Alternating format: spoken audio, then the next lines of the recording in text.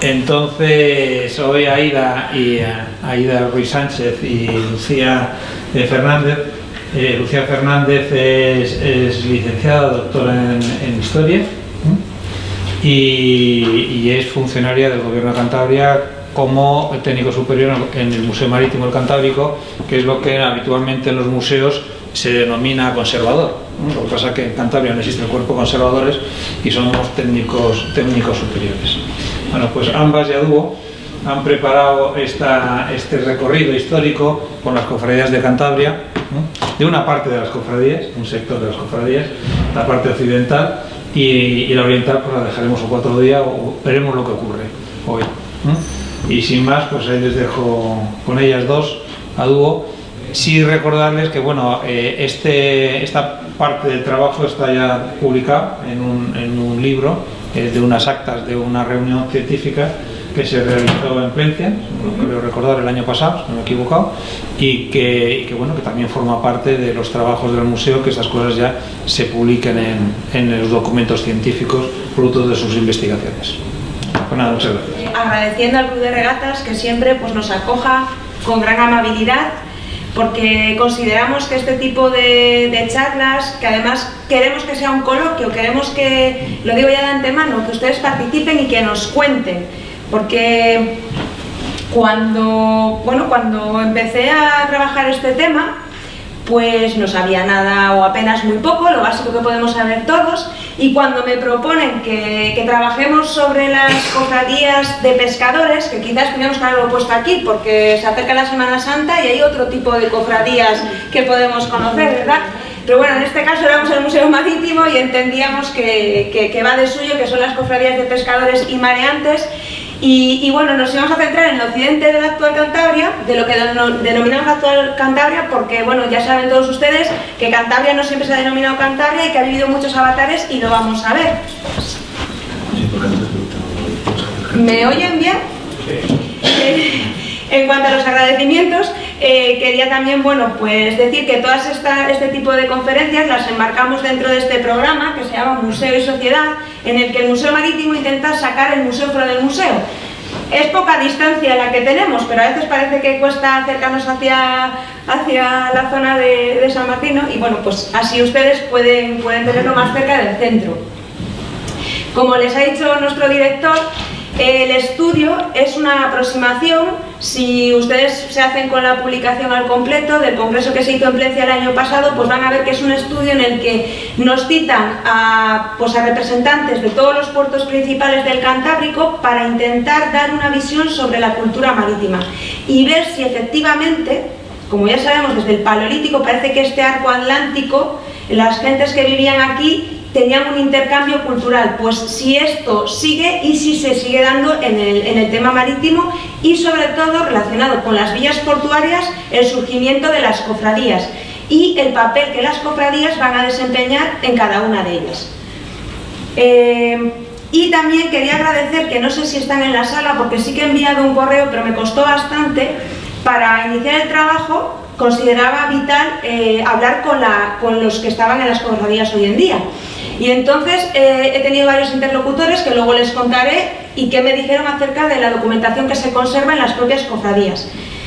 Vamos a entrar ya en temática. El título es un recorrido histórico por las cofradías del occidente de la actual Cantabria, y vamos a ver que bueno, pues son pinceladas, ¿vale? Me he traído esto, pero veo que al final no voy a leer porque bueno, lo que pasa es que sí quería, sobre todo, tengo muchas reseñas de textos antiguos, quería leerlo pues como aparece para que se hagan una idea del lenguaje de la época y demás. Sí que les he traído aquí como un pequeño esquema de lo que vamos a ver, de los objetivos del estudio, ver el contexto histórico, muy importante, y también las fuentes documentales y bibliográficas para el estudio de este tipo de entes y, como hemos dicho, esos testimonios históricos. Y algunos apuntes finales que, bueno, siempre desde el Museo Marítimo queremos hacerles reflexionar un poco y sensibilizarles en cuanto al patrimonio y la conservación del mismo. ¿Cuáles eran los objetivos? Pues intentábamos aproximarnos al estudio de las cofradías de estos puertos occidentales. Tenemos que pensar, por un lado, que los puertos naturales ya existían, es la geografía, es lo que nosotros conocemos, y las cofradías van a surgir en torno a unas villas y a una política. Después, pues como vemos, vamos a estudiar la de Santander, la de Suances, la de Comillas y la de San Vicente de la Barquera. Piensen que no trabajamos la costa oriental porque, bueno, había otros investigadores que ya la han trabajado. Les puedo citar, por ejemplo, Margarita de la Serna de la Universidad de Cantabria, Javier Aguibarro también en la parte medieval, todo el departamento de medieval, Jesús Solórzano, etcétera. Y bueno, pues a ellos también les puede servir de complemento. En el estudio que hemos realizado, bueno, ustedes pueden ver todas esas referencias bibliográficas. Si se fijan, es el mapa de la actual Cantabria, pero tenemos que pensar que no estaba dividido como lo estamos viendo aquí. Esto nos sirve para simplificar, que ni siquiera la Bahía de Santander es como la vemos ahora, y que dentro de esas 4 villas de la costa y de la mar, que son San Vicente de la Barquera, Santander, Castro y Laredo, ahí tenemos que hacer una diferenciación en cuanto a la categorización de las cofradías. Las cofradías que les acabo de mencionar son las denominadas mayores, y luego hay otras que van a denominar menores. Ahí entrarían Comillas y Suances, y nos falta Colindres y Santoña.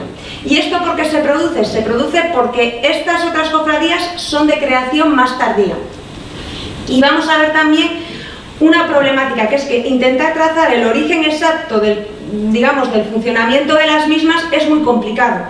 Y vamos a ver que la tipología documental que encontramos suele ser, en primer lugar, ordenanzas, las ordenanzas que además es el rey el que las va de alguna manera refrendando, y pleitos, porque aquí el que se dirige al rey es porque alguien ha entrado en su territorio, en sus aguas jurisdiccionales, y lo que interesaba era tener controlado la pesca y demás.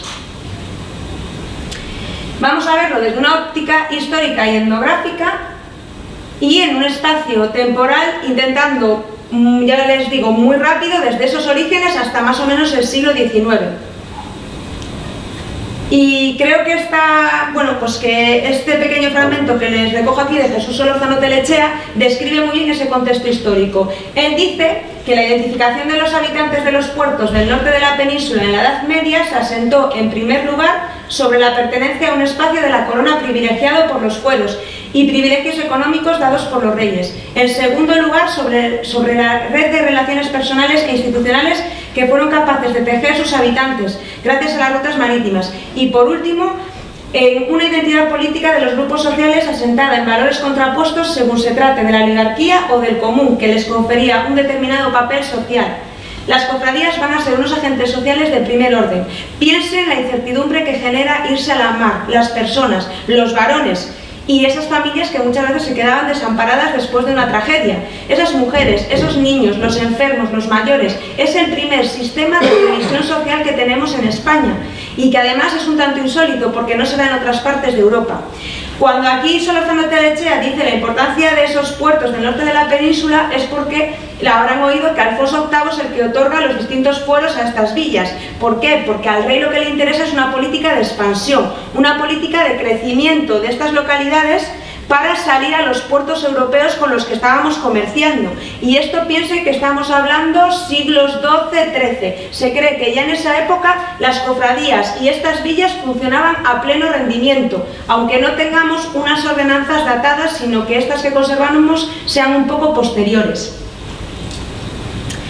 Aquí les digo, ¿no? Es este rey el que de alguna manera propicia y intenta expandir estas villas, pero piensen que nosotros, las cartas forales, lo tengo aquí, en 1163 será la de Castro, en 1187 la de Santander, en 1200 Laredo y en 1210 San Vicente de la Barquera. Y piensen que en esta época tenemos una serie de señoríos, y el que no estaba dentro de un señorío eclesiástico o nobiliario pertenecía a esta política del rey o al merino. Es la época de las merindades hasta que empiezan los corregimientos y luego ya el sistema actual a partir de 1833. Y esto es muy importante. ¿Por qué? Porque luego vamos a ver que en las aguas jurisdiccionales se va a quedar ahí un pequeño puerto entre Pinto y Valdemoro que va a ser un pasadizo de litigios entre estas personas, entre las personas que vivían en esta época. Y aquí lo vemos pues los distintos fueros que se otorgan. También tenemos otros, ahí viene el de Santillana, etcétera, pero bueno, yo quería centrarme en las principales villas, en las 4 villas de la costa y de la mar, que además luego son las que se van a hermandar con otras de todo el norte cantábrico. Habrán oído hablar de la Hermandad de las Marismas, que se crea en 1296 y va desde Bayona hasta Bayona, o sea, recorre todo el territorio cantábrico. Y aquí tenemos esa otra división, cogiendo parte de las fronteras actuales y las históricas, ahí lo ven, y es la división de las merindades. Y fíjense ahí en Santillana del Mar, porque va a jugar un papel muy importante. Estas son nuestras 4 villas.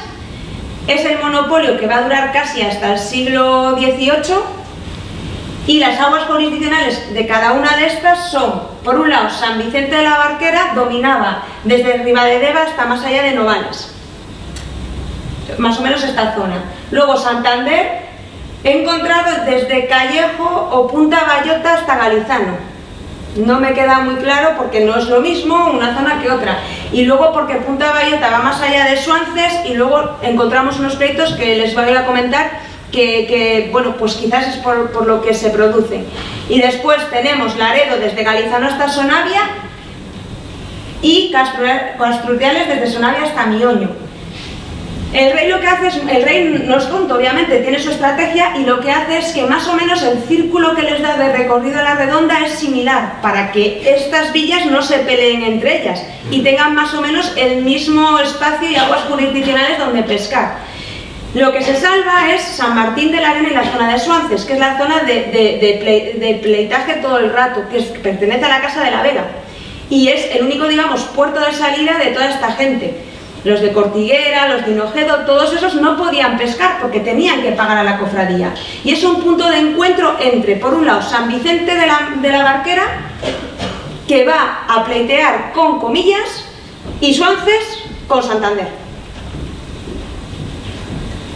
Aquí vemos también otro mapa donde vemos pues todas las principales villas de la época, su distribución, y la mayoría de ellas piensen que tenían cofradías. Sobre todo encontramos mucha literatura y mucha historiografía sobre las cofradías del País Vasco. Parece que, bueno, pues tienen inyección económica y están trabajando y están realizando muchos proyectos. De hecho, les vamos a hablar de un proyecto aquí que está realizando un compañero de la Sociedad Aranzadi, que además, bueno, nos ha visitado esta mañana en relación a lo que les vamos a contar. Y bueno, vamos a ver que la literatura y las fuentes bibliográficas documentales son más bien escasas. ¿Dónde podemos encontrar documentación relativa a las cofradías? Pues en los archivos históricos nacionales, en la Biblioteca Nacional, en la sección de manuscritos, en diversas academias, y también, por ejemplo, en el Museo Naval. Y después, luego ya, pues buceando, pues suele haber distintas series documentales. Pares es muy útil porque con las búsquedas pues nos ha permitido encontrar otros documentos que en el barrido que hemos realizado bibliográfico no habíamos encontrado, al menos descritos. Romeu de Armas es un autor muy importante que hace como pues, el manual o la monografía típica, que hace un recorrido histórico desde los inicios de las cofradías, que él lo sitúa en la época de los romanos, hasta la actualidad. Y vamos a ver, bueno, pues un poco en San Vicente de la Barquera, estos interlocutores que les comentaba, con los que he logrado hablar, pues para ver si podían tener fondos, sobre todo históricos, en sus archivos, pues nos encontramos con que San Vicente de la Barquera lo que conserva, gracias a su secretario que se incorporó en 2009, es una pequeña parte que logró encontrar de documentación, que lo ven ahí, que son unos legajos afectados por hongos, que los tienen en una especie de secadero para ver si consigue recuperarlos. Y bueno, pues son de los años 60 del pasado siglo XX, y en su mayoría registros de embarcaciones y de embarcaciones de pesca que tenía el puerto. Suances nos comentaron que bueno, el edificio se derrumbó, hubo un incendio, y que la persona que en esos momentos nos podía dar información no sabía ni siquiera qué es lo que se podía haber perdido. Y bueno, pues eso es realmente una pena, ¿no? Santander conserva libros de actas de los últimos 100 años, así como un censo de socios y un conjunto de legajos que van desde 1919 hasta la actualidad. Y de Comillas no tenemos información, no logré dar con ninguna persona, intenté contactar, y lo digo por si acaso alguien conoce y demás, con un patrón de las embarcaciones, que finalmente no me pudo aportar nada al respecto, entonces me he basado en las fuentes primarias que hemos encontrado o bien en las fuentes secundarias, en la bibliografía, para apoyarnos en los estudios que han realizado otros autores. Y bueno, en la actualidad, ¿qué tenemos en Cantabria? ¿Qué queda de lo de los inicios? Pues tenemos 8 entidades, de las cuales 7 son cofradías y luego está la federación que las engloba. La federación, también nos pusimos en contacto con ellos y no tienen documentación, en todo caso la tendrían las cofradías en sus sedes. Todas estas son las que vemos, Castrurriales, etcétera. Como ven, todas tienen una advocación a un santo, al santo protector, y las que nosotros vamos a hablar son de estas 4. La de Pescadores de San Martín, la de Nuestra Señora de Carmen de Suances, la del Santo Cristo del Amparo de Comillas y la de San Vicente de la Barquera, que es San Vicente el patrón. Comenzamos así por la de Santander. Bueno, históricamente ya conocemos el puerto de Santander, ¿verdad? Y les voy a leer, permítanme que les lea de cuándo son las primeras ordenanzas que yo he logrado encontrar donde hacen referencias a una fecha. Y esa fecha es 1451, confirmadas a posteriori por los monarcas. Entonces aquí vemos que las ordenanzas siempre lo que van a tener nos van a hablar de cómo se organizaban estas cofradías, de quiénes eran las personas y los representantes de las mismas, aspecto de vital importancia, porque las cofradías va a querer que siempre sea el común, y las clases privilegiadas del momento van a intentar entrar, y también va a haber pleitos, y las propias cofradías van a pedir al rey que por favor se les ampare de algún modo en este aspecto.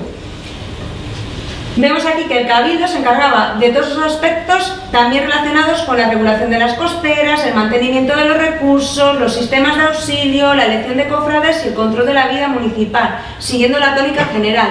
Sí que se puede ver que parece que las cofradías tenían un intercambio entre ellas porque las ordenanzas son muy similares de unas a otras, se van copiando y luego pues el rey lo único que hace es de alguna manera confirmarlas. Estas gentes tenían conocimientos de esas costeras, intentaban que no se pescase más de la cuenta, llegan a acuerdos con las cofradías de sus entornos y luego también les sucede que llegan a pleito, porque, por ejemplo, les comento, Santander les pide ayuda a Laredo en un momento en el que no tenía mucha pesca en las aguas jurisdiccionales que ellos controlaban. Y entonces Laredo les dice, perfecto, ustedes pueden venir a pescar a nuestras aguas, pero según nuestras ordenanzas, y Santander acepta. Pero resulta que los de Laredo se dan cuenta que están utilizando un tipo de redes que no es la que acostumbraba su tradición, que eran unas redes más pequeñas, y por lo tanto habían capturado más pescado que ellos. Esto da lugar a un pleito en el que se tiran pues un tiempo pidiendo primero ayuda al rey para que les ayude en estos temas. Por ejemplo, aquí vemos cómo dice pesca de la sardina y el congrio. La pesca de la sardina es la que propicia el crecimiento de las cofradías menores.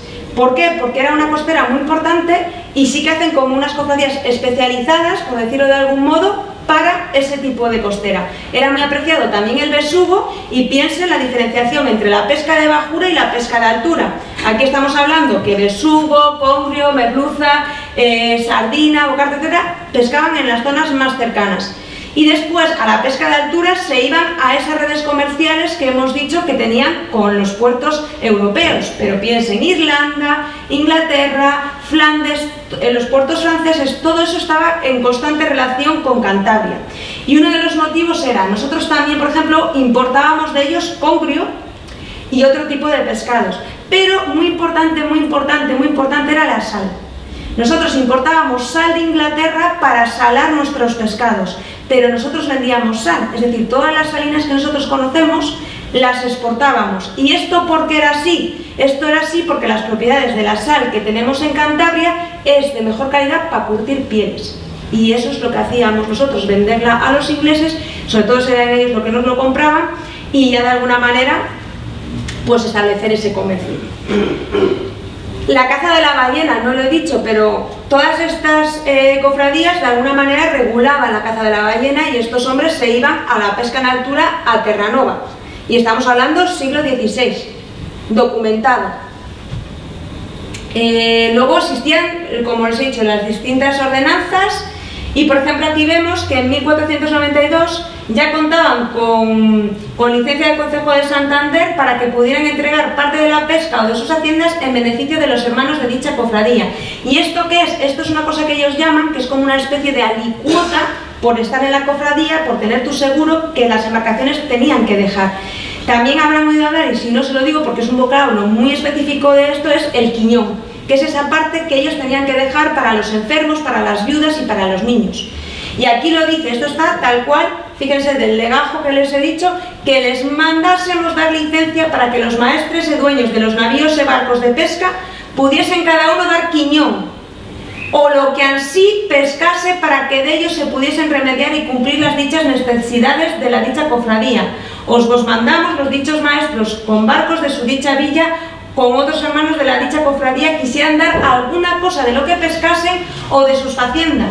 Es decir, que si no había habido buena pesca, también podían dar con lo que ellos tuvieran de su propiedad, de su patrimonio, para que conste junto, para que las dichas necesidades de ellos y consintáis hacer libremente. ¿De acuerdo?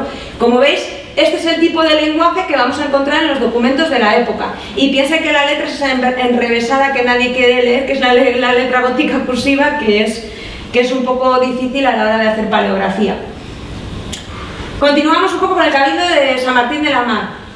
Al principio era una cofradía, pero empieza a haber problemas entre ellos y se dividen. Y entonces está la de San Martín y la de la Mar. Y bueno, también conocida como los de arriba y como los de abajo. Los avatares de los pescadores de Santander han sido varios, porque al principio se concentraban en distintas zonas, después pasaron a la zona de Puerto Chico, por detrás de la Calle del Sol, Tetuán, ahí se les va como aislando un poquito, y cuando se produce el gran incendio de Santander en el 41, muchas de esas personas se tienen que mudar. ¿Y dónde se mudan? Pues al actual barrio pesquero.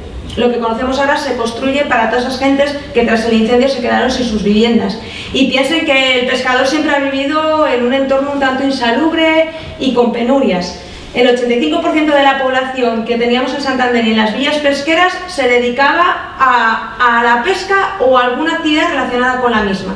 Entonces, esto era muy importante para nosotros, pero también quiero hacerles pensar, les quiero hacer reflexionar que no solo se dedicaban a la pesca, que en Cantabria hemos sido una comunidad en la que siempre hemos tenido como una doble profesión. Es decir, cuando había costeras se iba a pescar, pero también se hacían otras labores en la tierra. Y que bueno, pues que las mujeres ayudaban y que el papel de la mujer es importantísimo. Ellas se quedaban en tierra, pero ellas controlaban todo, llevaban la familia y además eran las rederas, las que luego descargaban el pescado, les ayudaban y las que luego han trabajado en toda la industria de conserveras.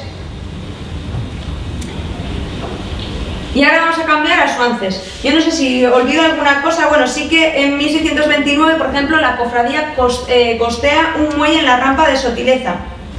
Contaba en ese momento con 2.400 habitantes la villa y disponía de una lonja en la zona del Sardinero, preparada para el aprovechamiento y despiece de ballenas. Toda la zona del Cantábrico lo tiene así. Luego vamos a ver que también en San Vicente despiezaba en Gerra, en la zona de Gerra, y Comillas también. ¿Qué más les puedo decir? Pues si se me olvida algo de Santander.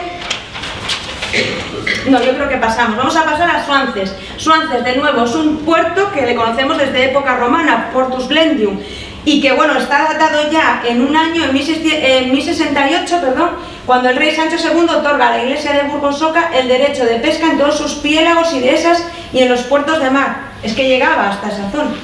Eso es lo que estamos hablando de los señoríos. Eso es lo que va a producir los pleitos, porque a San Vicente le interesa y a Santander también. Y es más, como es la Casa de la Vega la que controla todo esto, dice, pone una condición muy expresa, que no vendiesen nunca dicho puerto a la ciudad de Santander, porque eran con los que estaban todo el día a vueltas, porque Santander quería venir a pescar hacia la zona de San Martín de la Arena. Y confluía luego con San Vicente, que eran las dos villas más pujantes frente a Comillas y a Suances. De Suances, ¿qué más podemos decir? Pues vamos a ver que bueno, lo que les he comentado y que tenía derechos tal, y que las primeras ordenanzas, fíjense, ya constan de 1693, son más tardías, son esas cofradías que surgen a posteriori.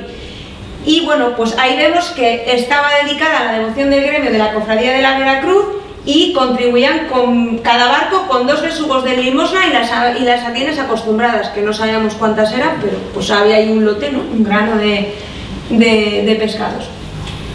¿Qué más podemos decir? Bueno, de Suances es que realmente hay poquito, como ya les he dicho.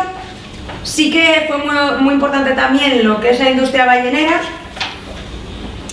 y porque el saín, ya saben ustedes, el aceite de ballena era oro líquido en la época. Con él se iluminaban todas las ciudades de Europa. Entonces, hasta que no se inventa la electricidad, pues era un bien muy preciado. Y estas empresas, el irse a pescar a Terranova, irse a estos lugares, podemos pensar que casi son osadías, pero es que compensaba, económicamente a esta gente les compensaba, quitando todo lo que pagaban del barco, de los intereses que tenían que pagar, del tema de aduanas, etc. Al final les compensaba esta empresa y por eso pues tuvo tanto auge. ¿Qué más les puedo decir? También tenían el Quiñón y bueno, pues les puedo hablar de algunas figuras como el alcalde de mar o el mayordomo, que era un poco el dirigente. Piensen también que estaba el atalayero, que era el que siempre estaba en las zonas altas divisando si se podía salir a pescar o no, o si venía mala mar. También muy importante, claro, había que seguir las ordenanzas que decía la cofradía, pero ya saben que el que hizo la ley hizo la trampa, y hay muchos pleitos también porque se iban a pescar sin el permiso oportuno. Y luego también a vender ese pescado. Hay por ahí un documento que no sé si lo he puesto, en el que les están diciendo que cuando lleguen a puerto no pueden vender directamente la mercancía, tienen que esperar y venderla en la lonja. O sea, no pueden directamente desde el barco, desde la pinaza o la chalupa, lo que utilizasen. Pero antiguamente sí se hacía, hasta que no se empieza a regular esto. Entonces, bueno, pues ese es el pillaje de la época. Comillas. Pues no sé si lo tengo aquí, a ver, este es un pleito que tiene ya comillas, donde dice: proceso criminal de Juan de la Torre de Arriba, mayordomo, alcalde de la Cofradía de los Marineros y natural de Comillas, por una pendencia y resistencia a la autoridad con Juan de la Torre de Transierra, familiar y notario del Santo Oficio, a raíz del reparto de unas sardinas que venían de Vizcaya, tal y como se había acordado en el Cabildo de Vecinos de Comillas. O sea, es que lo controlaban todo, porque aquí había un intento de subterfugio que no salió. Y también había muchos pleitos, por lo que les he dicho antes, porque las clases privilegiadas intentaban colarse dentro de estos cargos, que eran los cargos principales: el mayordomo, el alcalde de mar y demás.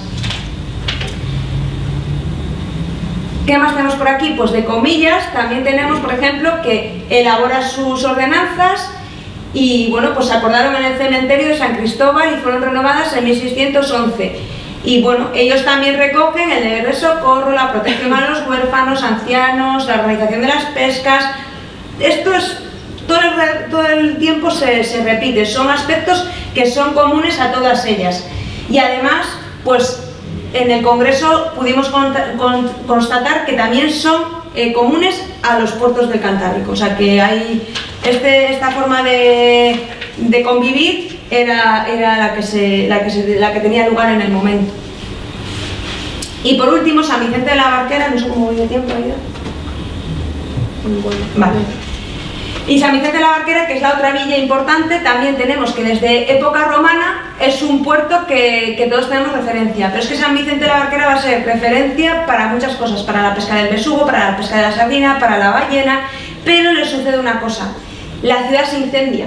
Y entonces tienen que pedir un privilegio al rey para que por favor les deje ir a Comillas. Y entonces ya empieza el horror de los comillanos, que claro, no pueden pescar en las aguas. Los de San Vicente quieren pescar ellos solos y están pleiteando varios años. Concretamente les voy a decir el tiempo que están pleiteando, porque es bastante curioso. Dice: la cofradía de mareantes de San Vicente de la Barquera, las ordenanzas datan de 1330, las más antiguas que se conocen. Y, por ejemplo, en el Saña Reguard, en el Saló de Memoria, ya se nombra para esta época a San Vicente de la Barquera. Luego tenemos otras ordenanzas que están confirmadas por el rey en 1494. O sea que parece que San Vicente de la Barquera es una villa más importante, porque en poco tiempo tiene muchas prebendas otorgadas por el rey. También le pide al rey que en el incendio, al tener muchas pérdidas humanas, que no le pidiese contribuir ese año con personas a la Armada, porque estas villas se comprometieron también con el rey Alfonso VIII en dar personas que fueran a la Armada Invencible. Y ahora no encuentro lo que les estaba comentando antes.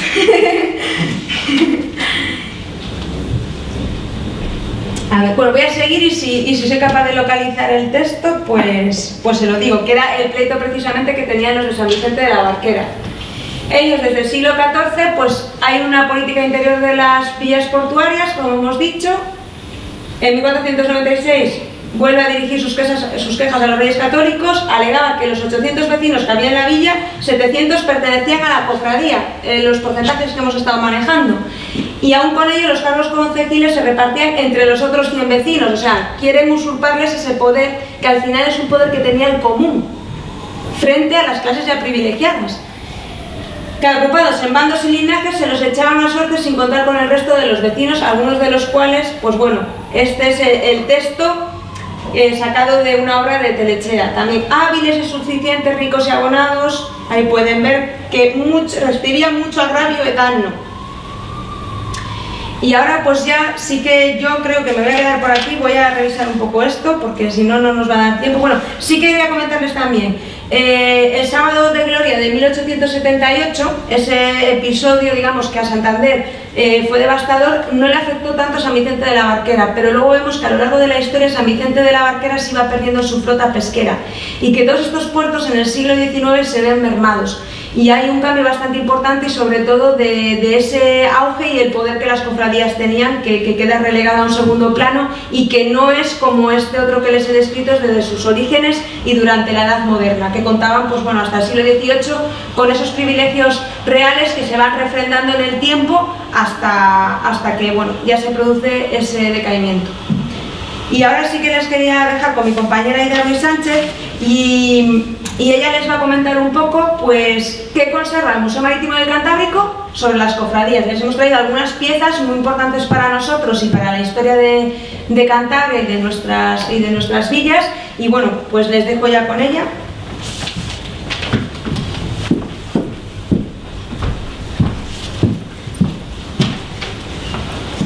Buenas tardes.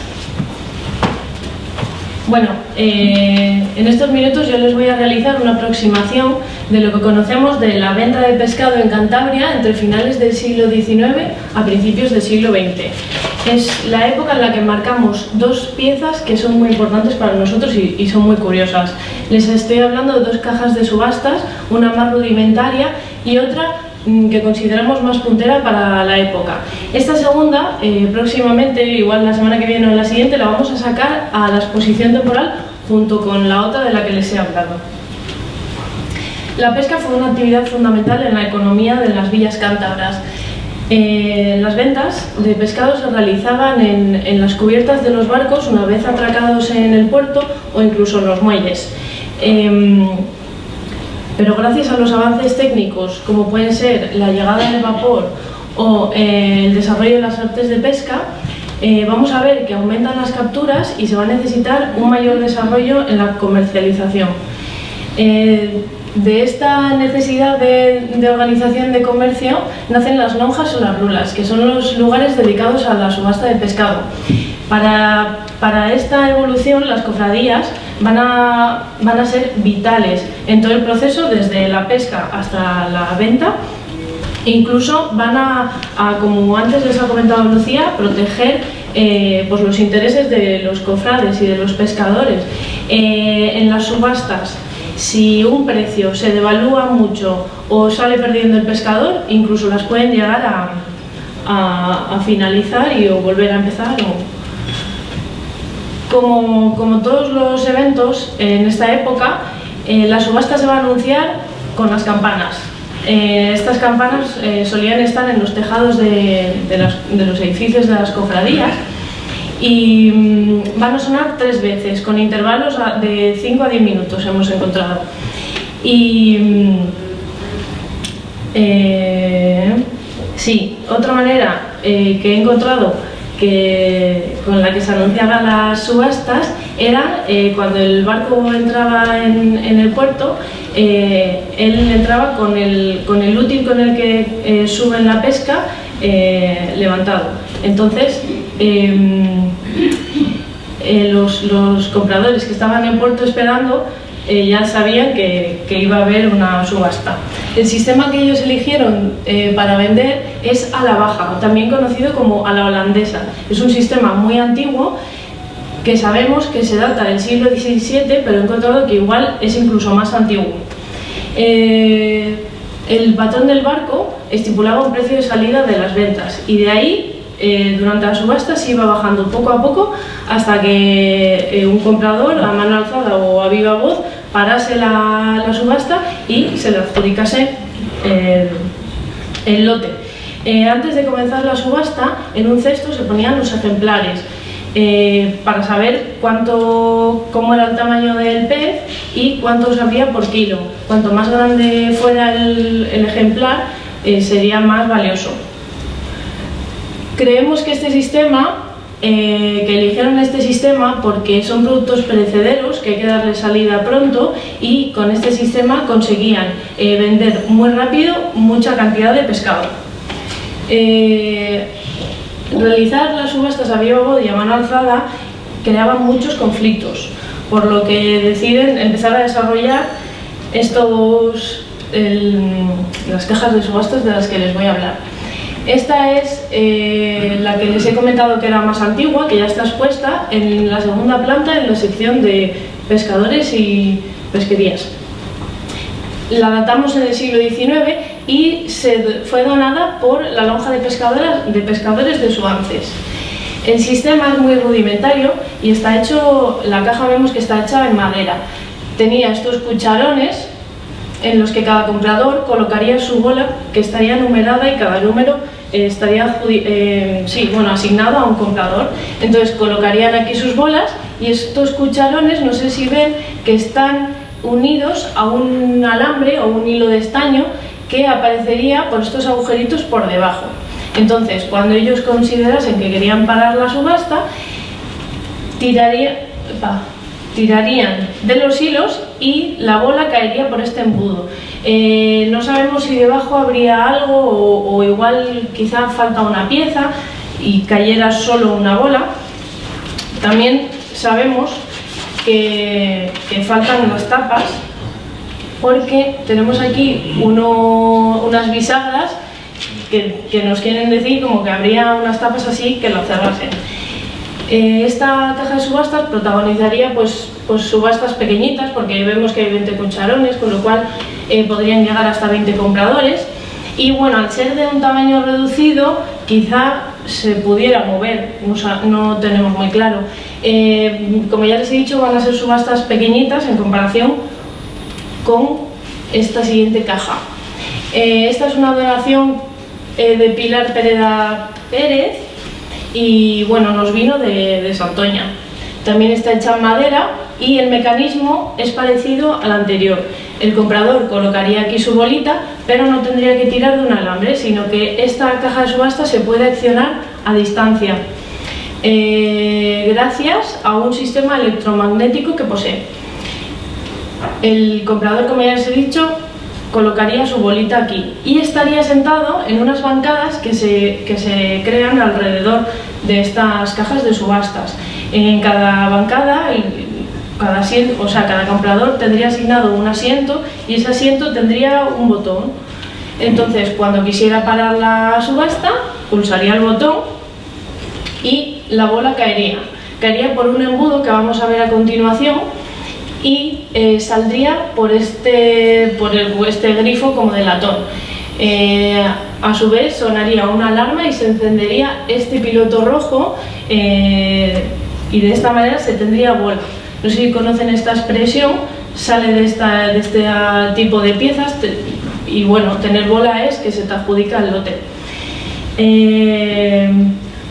Vamos a ver el sistema que tiene por dentro. Estos resortes quizá mantendrían la bola ahí hasta que se pulsase el botón y caería por este embudo. Este tipo de cajas de subastas va a revolucionar el espacio que hay dentro de las cofradías, se crearían estos salones. Y vemos, bueno, estas son las bancadas de las que les he hablado. Aquí hemos visto diferentes tipos de salas. Aquí igual estaban aquí los botones, pero vamos a ver otras que lo tienen como en el reposabrazos. El mayordomo, que es como el secretario de la cofradía, sería quien vigilaría el bombo y quien estaría ahí al quite para que no hubiera problemas. El mecanismo electromecánico iría desde la caja de subastas hasta los asientos, y estos locales solían tener problemas de humedades y de salitre, entonces va a estar fallando continuamente. Y bueno, por este motivo se van a perder un poco estos bombos, y ya va a haber como se van a desarrollar otro tipo de sistemas. No conocemos el fabricante de estos bombos. No hemos encontrado ninguna inscripción por las piezas ni nada, pero sí que conocemos que las vamos a encontrar en otros puertos. Por ejemplo, nos hemos encontrado esta en Bermeo, en el Museo del Pescador, que es muy parecida. En este caso esta tiene muchos agujeros, por lo que presenciaría subastas multitudinarias, y bueno, no tenemos el armazón, pero sí que tenemos como el sistema interior. Esta, que es muy parecida a la nuestra, que la encontramos en Luanco, y bueno, las personas que trabajan en el Museo Marítimo de Asturias la han datado en 1935, nosotros no tenemos claro. Y bueno, la nuestra no les he comentado antes que también tenía estas chapitas con la numeración. Lo que pasa es que a nosotros nos faltan varias, y bueno, pues creemos que a posteriori se pusieron unos números en pintura blanca. Y lo que sí que es muy llamativo es que ellos sí que conservan pues como el sistema que les he comentado antes que habrían en las bancadas.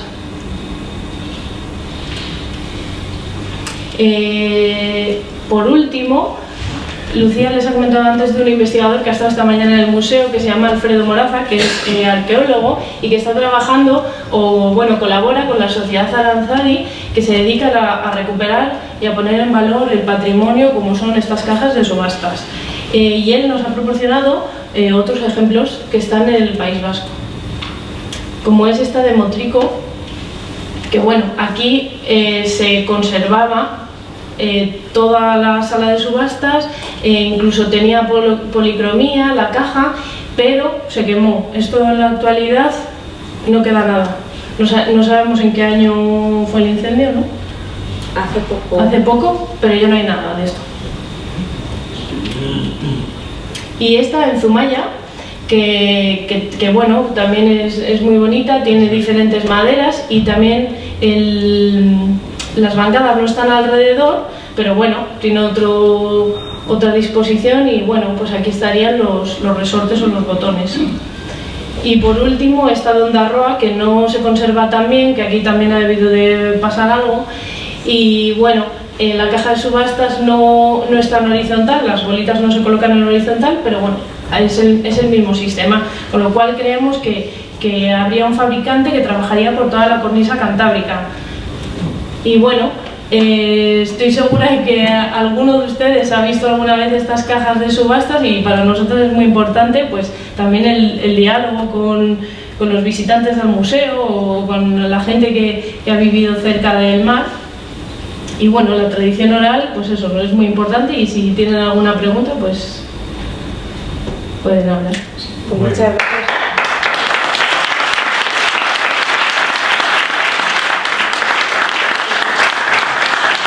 Recordarles nada más que el próximo lunes, día 25, tenemos la tertulia del muelle, y que esta vez, como lo hacemos en marzo, que es relacionado con toda la actividad de la mujer trabajadora, está relacionado con las mujeres de la mar, y este año hablaremos sobre las mariscadoras.